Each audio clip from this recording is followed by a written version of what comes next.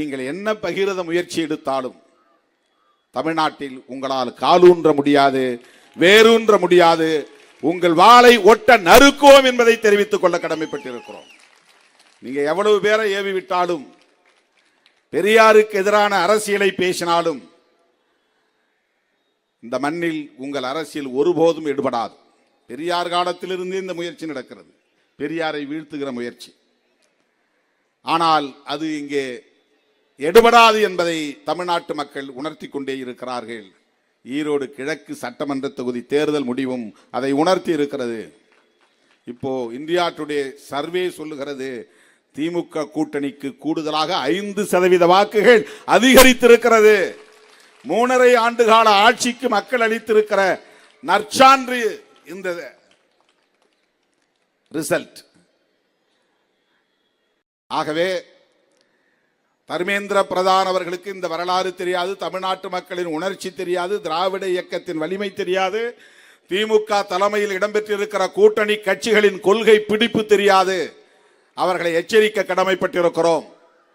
இந்தியை இங்கே திணிக்கலாம் என்று கனவு காணாதீர்கள். உங்கள் கனவு ஒருபோதும் நனவாகாது என்பதை எடுத்து சொல்லி, PM ஸ்ரீ என்கிற பள்ளியை ஒருபோதும் திறக்க மாட்டோம், அடித்து சொல்லுகிறோம்.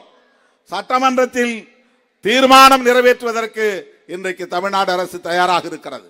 ஏற்கனவே நவோதயா பள்ளியை கொண்டு வந்த போது இதே உறுதிப்பாட்டோடு இருந்துதான் நவோதயா பள்ளியை திறக்க மாட்டோம் என்று அறிவிப்பு செய்து இன்றைக்கு இந்தியாவிலேயே கல்வி வளர்ச்சியில் தமிழ்நாடு முதலிடத்தில் இருக்கிறது. மிகப்பெரிய ஒரு சக்தியாக வளர்ந்திருக்கிறது. தமிழ்நாட்டை தேடி எல்லோரும் இன்றைக்கு வருகிறார்கள். மருத்துவ கல்வியா தமிழ்நாட்டுக்கு வருகிறார்கள், தொழிற்கல்வியா தமிழ்நாட்டுக்கு வருகிறார்கள். அந்த அளவுக்கு தமிழ்நாடு கல்வியிலே, கல்வி வளர்ச்சியிலே இன்றைக்கு மேலோங்கி இருக்கிறது. எனவே இந்தி படித்தவர்கள் தான் இன்றைக்கு தமிழ்நாட்டுக்கு வேலை தேடி வந்திருக்கிறார்கள். இந்தி படிக்காதவர்கள் வேலை கொடுக்கிறார்கள். வரலாறு இப்படி மாறி இருக்கிறது என்பதை நீங்கள் புரிந்து கொள்ள வேண்டும். உடனடியாக அந்த நிதியை நீங்கள் விடுவிக்க வேண்டும். கொடுக்க முடியாது என்றால் கொடுக்க வைப்போம்.